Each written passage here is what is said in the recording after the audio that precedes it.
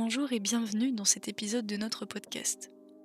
Aujourd'hui, direction le Mont d'Anis, un site remarquable situé entre Signes et Mazogues, au cœur de la Provence.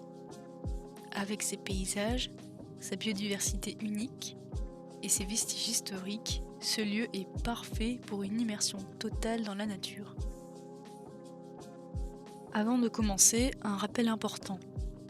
Respectez toujours les sentiers balisés, emportez vos déchets et si vous êtes accompagné d'un chien, gardez-le en laisse pour préserver la faune locale. Le Mont d'Anis, qui culmine à 866 mètres, signifierait le museau des agneaux. Ce plateau, vaste et sauvage, s'étend sur 35 km² et relie plusieurs communes comme Signes, Mazogues ou Méhoun-les-Montrieux.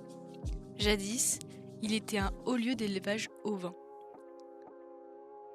Au sommet, une étonnante tour en pierre sèche s'élève. Elle fait partie des fameuses pyramides de Cassini, utilisées au XVIIIe siècle pour trianguler la France.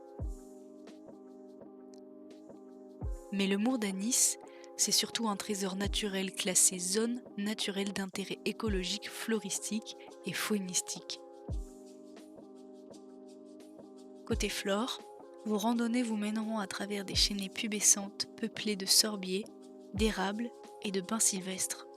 Vous trouverez aussi des plantes méditerranéennes comme les arbousiers et bruyères arborescentes. Côté faune, le site est un refuge pour près de 24 espèces patrimoniales.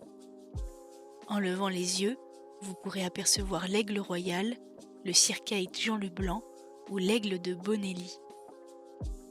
À la nuit tombée, le grand-duc d'Europe et des chauves-souris comme le murin de Bechstein prennent le relais, ajoutant une touche magique à ce paysage déjà extraordinaire.